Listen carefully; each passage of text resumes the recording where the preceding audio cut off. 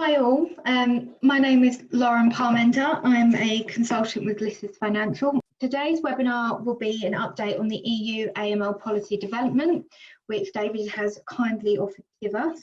Dr. David Doyle is an EU policy advisor, author and lecturer, specialising in EU financial services regulation, covering banking, insurance and across the securities sector. A former long-serving Irish diplomat based on mainland Europe in both multilateral and bilateral assignments, he continues to be based in Paris. He is also a long-standing member of the board of the joint MEP EU industry advocacy body, the Kangaroo Group, and secretary to its financial services working group. He also sits on the board of the joint UK Cross Parliamentary SME owner body, the Genesis Initiative, focused on SME policy development.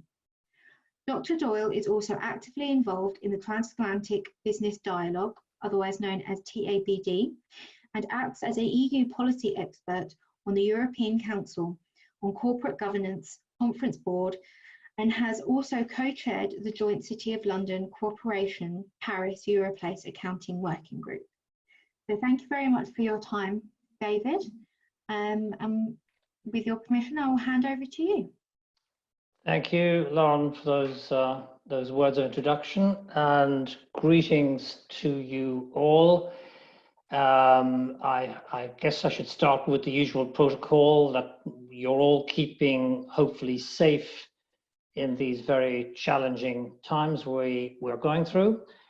And indeed, one of the big issues that has occurred on the EU agenda is dealing with some of the challenges of COVID-19 in the financial services regulatory space.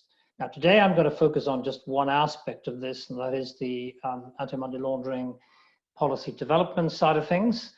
Probably an appropriate place to start is to again remind everybody that AML policy development at EU level has not been forgotten in the midst of this crisis, and indeed it was referred to in a statement issued on the 31st of March, less than a week ago, by the European Banking Authority, where it issued a statement with regards to how banks should respond to this particular crisis in ensuring the continuity of liquidity to the real economy.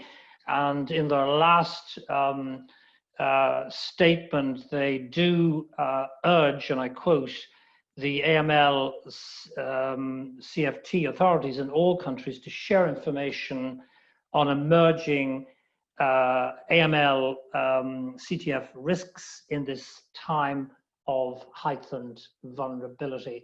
So there have been a couple of statements across the globe from the tax authorities about heightened risks as a result of many people going online to book and order, since there is this confinement in most parts of mainland Europe.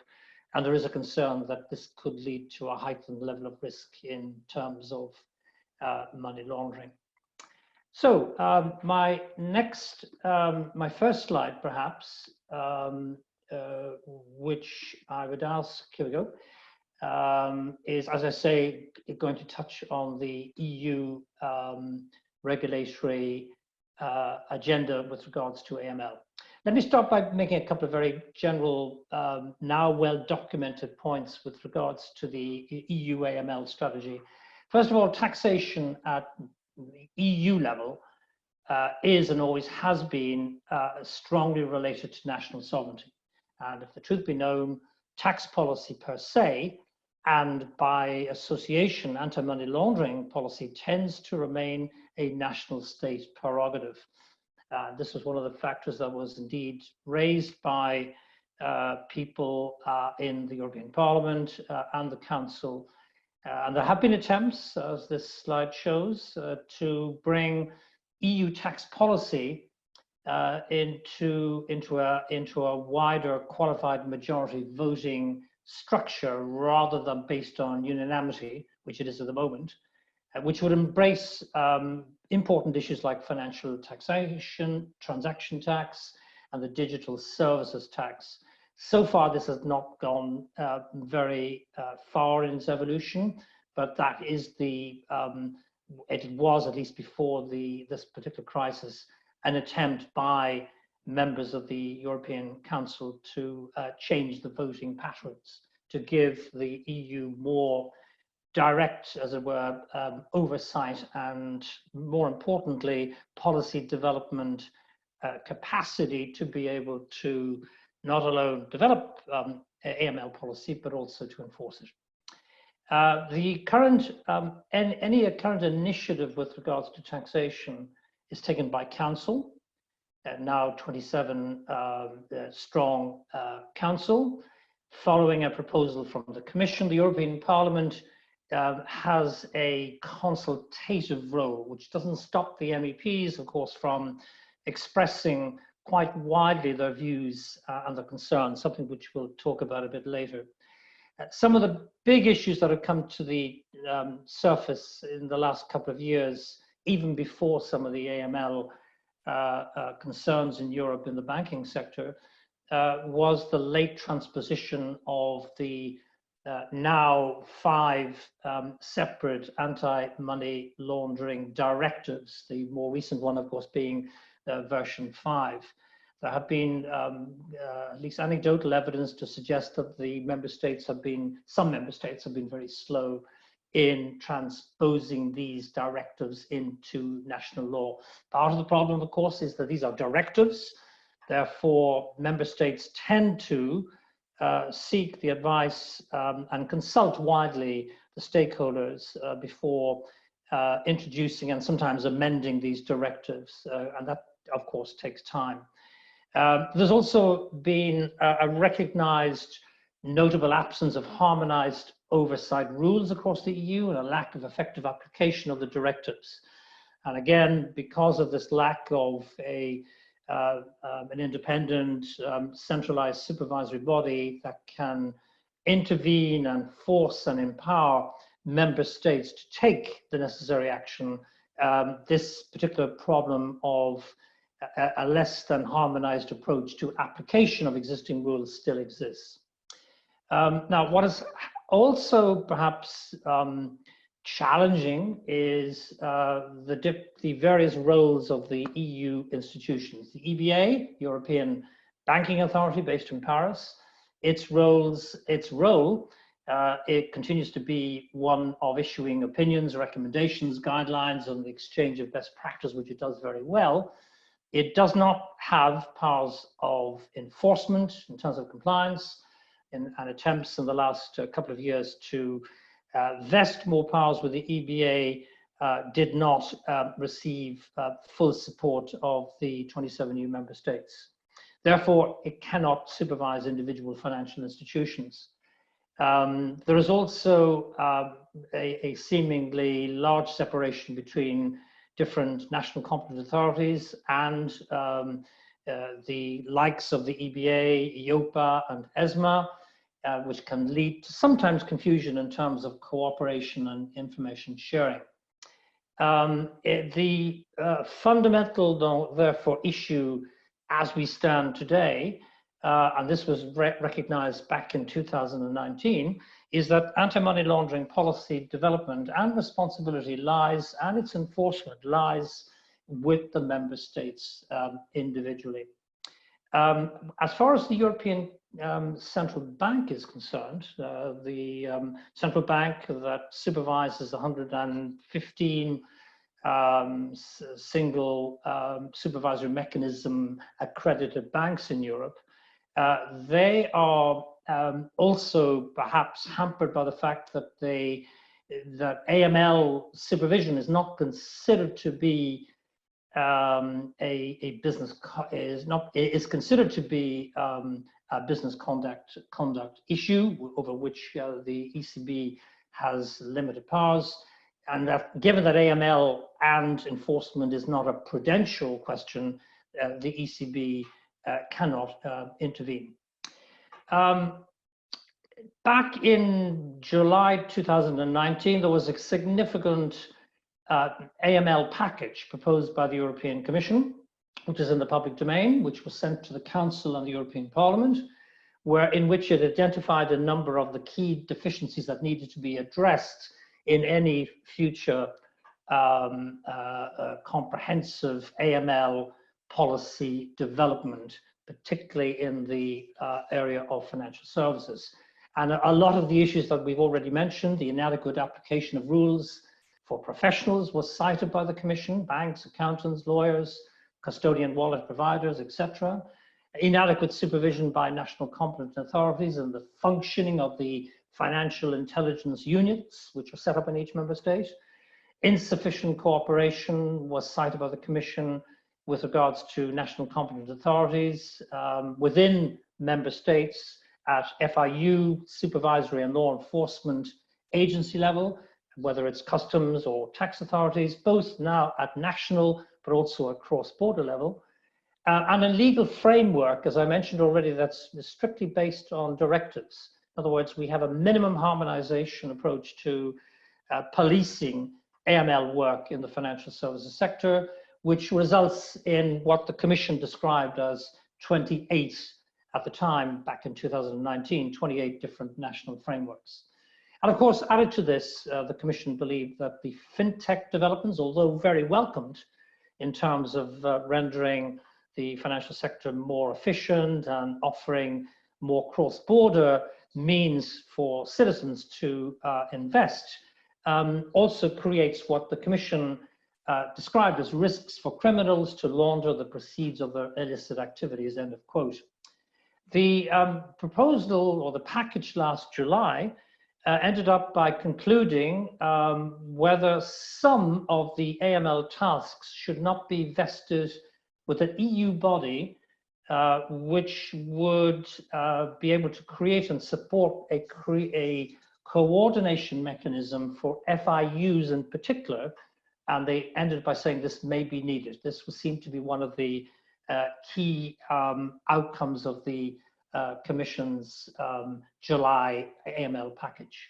Now, independent of this, of course, the Commission had proposed some 2 years ago granting new powers in terms of AML policing to the European Banking Authority. This was not fully endorsed by the Council and the Parliament in 2019, but on the 21st of January, the 21st of March of last year, there was an agreement to provide the EBA with strengthened powers in 3 areas. One, in centralizing supervisory powers to deal with preventing and mitigation of risks associated with money laundering in the financial sector. Secondly, collecting and analyzing and further disseminating information to enhance the quality of supervision through the development of common standards and performing risk assessments and facilitating cooperation with non-EU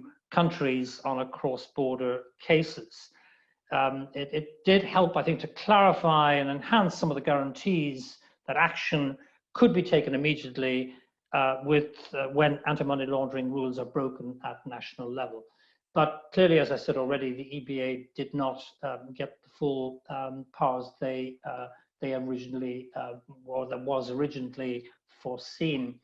Now, again, last year was an important year, 2019, for a general reflection and a deep dive into what should be the key orientation of any new EU policy in relation to AML strategy.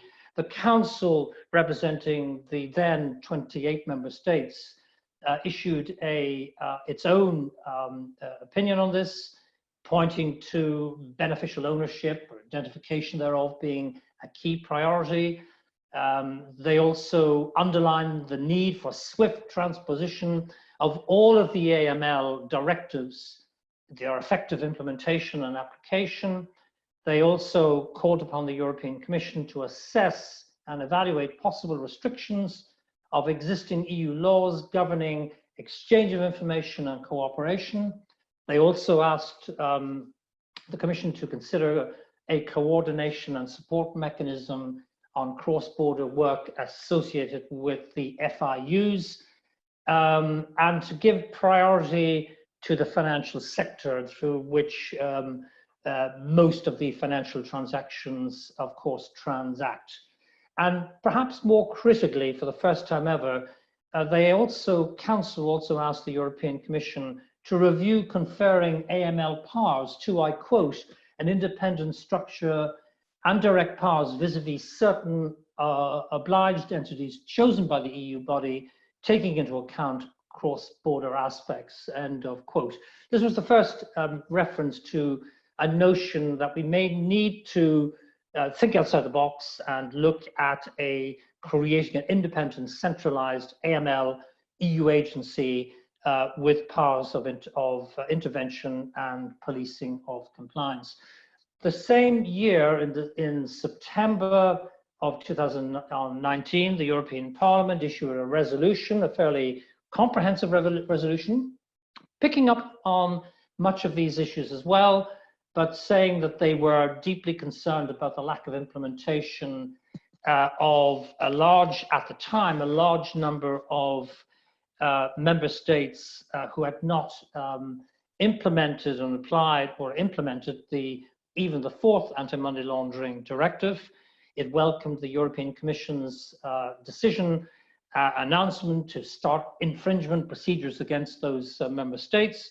And it also noted with some trepidation that the difficulties that we could face in Europe in terms of the transposition deadline of the fifth anti-money laundering directive by the 10th of January of this year. They also noted that the supervisory regulatory architecture as it stands was, in their words, ill-suited in terms of AML CFT policy, particularly in the light of the growing cross-border activity of anti-money laundering. It called on the European Commission, a bit like the Council, to establish a coordination and support mechanism for FIUs. I think there was a general consensus that by all institutions that this is needed, to do a couple of things. One, to ensure more effective exchange of information. Secondly, to question whether a regulation would not be a more appropriate legal act than a directive, end of quote. And because we're dealing with minimum harmonization, the question came up for the first time from MEPs. Should we not be looking at transforming all of the 5 existing AML directives into a regulation? A regulation, of course, means better enforcement, less possibility of late transposition, and importantly, less divergent interpretation of directives. And also ask them to prepare a grey list of potentially high-risk third countries for tax purposes. So going forward, in terms of the forthcoming European Commission's AML policy communication, which is due out actually very, very soon. It was due actually out sometime this week, but my guess is that these are some of the issues that the Commission will probably be looking at in terms of a structural approach to an independent, centralized EU AML agency. And it would consist of 3 options: a body devoted to purely financial services and non-financial entities with powers to review internal policies, procedures, controls, and their effective implementation. So you note here that also non-financial entities of a certain magnitude would also fall into this category, or a body devoted to financial services only, an integrated system which would work in harmony with the national competent authorities and indirect supervision exercised in terms of the non-financial sector, or a third possibility, a body devoted only to AML issues related to the banking sector, given that the banking sector, in the mind of the EU institutions, constitutes the largest part of financial transactions, and it would consider, in that context, sharing those powers with the EBA. Other issues that I think we can expect is reinforcing the supervisory scope of so-called obliged entities.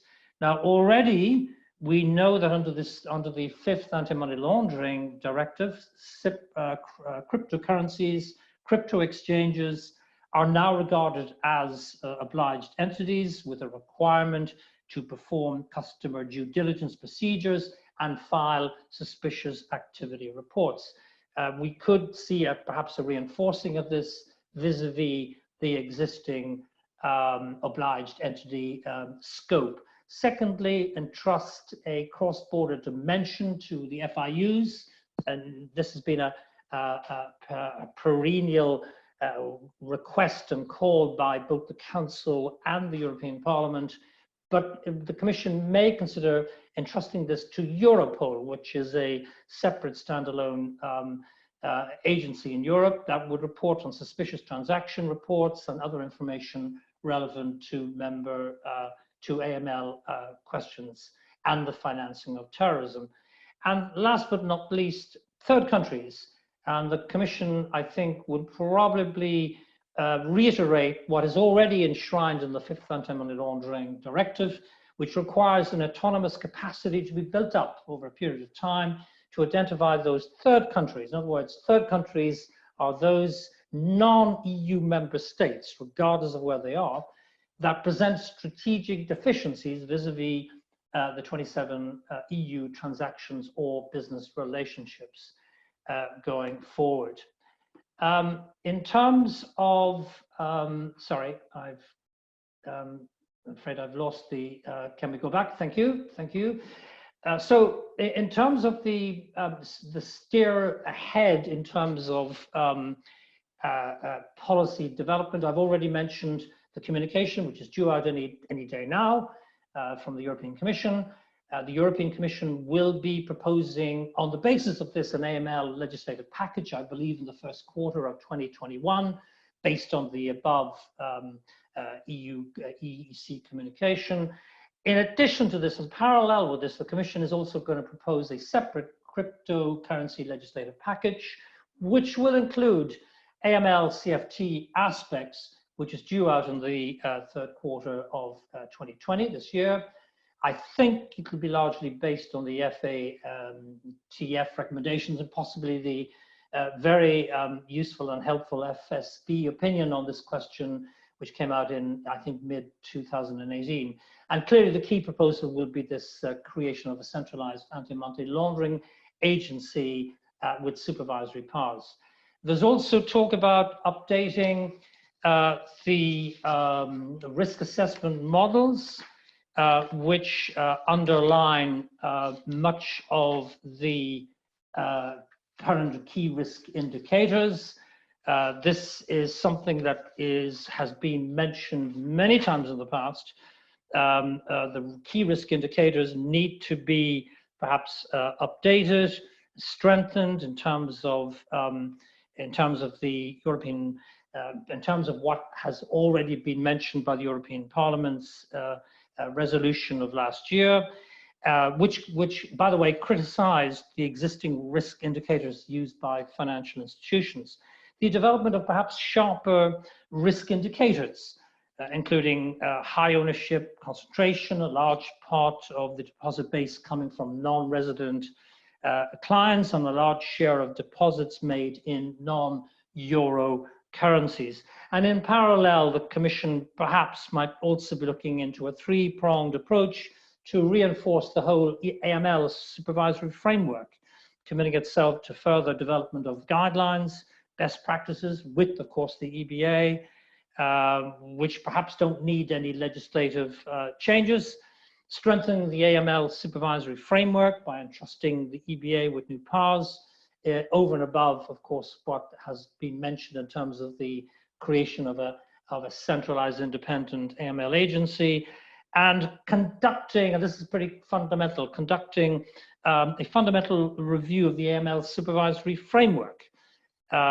which is what this new centralized independent AML agency will be entrusted to do, in accordance with the fifth anti-money laundering directive. Now, I've provided here just a very sharp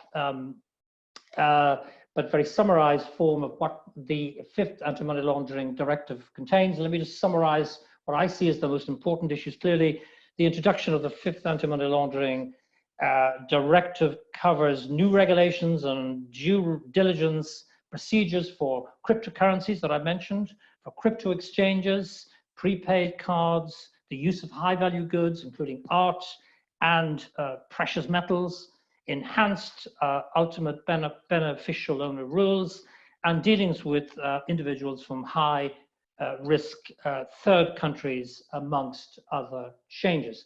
So on that note, let me pause there and hand back the floor to Lauren for any questions or observations. Thank you.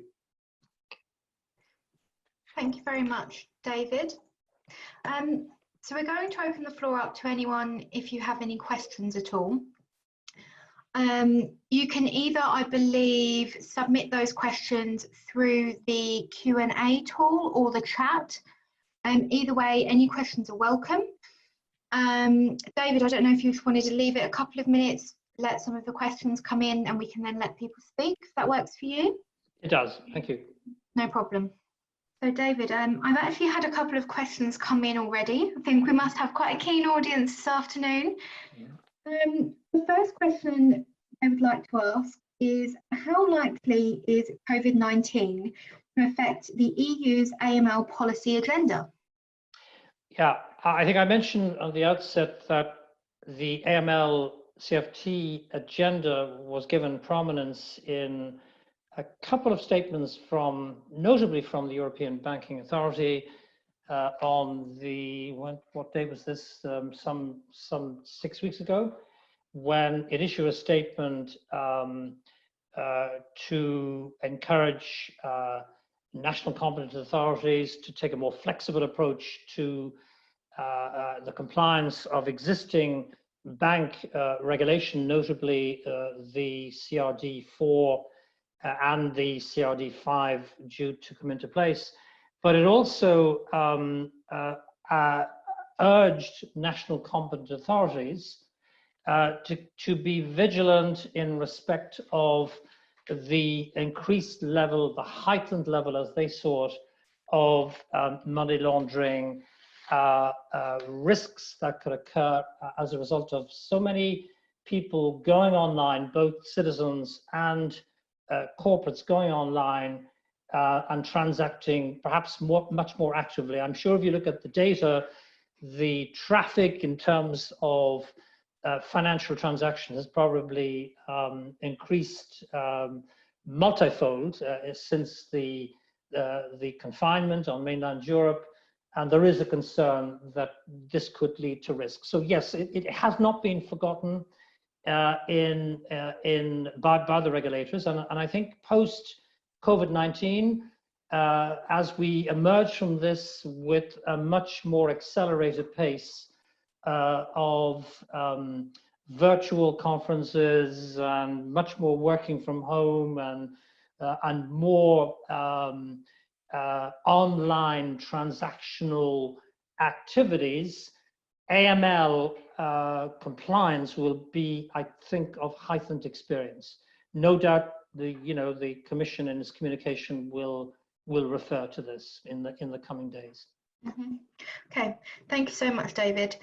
Our next question is, what do you think the interaction will be between the new EU AML supervisory body and the UK regulators? Well, this is something that will be spelt out, I think, in the Commission's communication. As I mentioned already, one of the areas that was raised by the European parliamentarians in particular was to ensure that the Commission incorporates in its new AML strategy some strategy policy instruments that speaks to third country, not just any third country, but high risk third country jurisdictions which have prominent financial transactional activities and relationships with the 27 EU member states. So I would have thought that this will be not alone spelled out in the Commission's communication. I guess it will also be a prominent part of any EU-UK negotiations in terms during this transition period, leading up to the United Kingdom finally leaving the EU. So there is indeed some discussions in this respect. Brilliant, thanks so much. And I believe we have an additional question that's just come in. Do you think the UK will continue to maintain equivalence with the EU AML CFT framework post-Brexit? I think what one has to understand is that the most of the EU AML directives, and notably that of the latest, the fifth anti-money laundering directive, are all based on transnational deliberations and commitments made at G20, FAS, FSB level, to which the United Kingdom has signed up to. This, by the way, is not just about AML, it's about a range of other issues, whether it be derivatives clearing, ensuring that banks have sufficient capital and liquidity on their books, and a range of other issues. So I don't see the justification for any divergence in terms of the EU, the current EU anti-money laundering regulatory framework. In any event, during the transition period, the United Kingdom is required to fulfill its commitments in respect of all of the existing EU legislation. Now, post-Brexit, this will, as I've said already, will potentially be an integral part of any new trade agreement or a special financial services equivalency arrangement. And indeed, the EU Parliament has repeatedly called for, in terms of any equivalency agreement, that there be respect for compliance with social, environmental, and tax anti-money laundering directives going forward. So I think it's probably early days to speculate beyond that. Okay, brilliant. Thank you so much. And we have one final question from Anastasia. She has asked, her question concerns the implementation of beneficial ownership registers. Mm-hmm. She has asked, how can delays be explained? What the path is for the implementation of registers across Europe? And what about countries that do not accept implementation of this register, such as in Switzerland? Right. Again, this is a directive, therefore a minimum harmonization legislative package, which means that member states must adhere to at least the minimum level of compliance, but they can't go any further. But as I've mentioned earlier in the presentation, we seem to have anecdotal evidence seems to suggest that we do have slippages, we have late transposition, divergent interpretation, and this is because of the directive or the legal nature of a directive, which gives member states certain options to be able to interpret the directives while maintaining a minimum level of compliance. The other thing I would say is that many member states perhaps lack the institutional capacity to be able to introduce some of these measures. They don't have the expertise, they don't have the IT systems, so all of this can take time, and we may find that 3 years down the road, this will all be fully aligned. But right now, there are going to be delays. I think notably because of the COVID-19 situation, And of course, in the absence of a regulation and in the absence of a centralized independent AML agency, there's nobody really out there to ensure cross-border compliance of the existing EU AML regulatory framework. Perfect. Thank you so much. I do believe that is all the questions for this afternoon. David, thank you so much for joining us. The session has been extremely insightful and extremely interesting. I'm just going to ask one more time to everyone listening if there are any more questions that you guys would like to ask. And without further ado, we can close out this session. No? Okay. Well, thank you so much again, David. And if anyone does have any questions, please feel free to either contact myself or, if I can say so, contact David, if that's okay. Of course. Yeah. And thank you for joining. We will see you all next time. Thank you.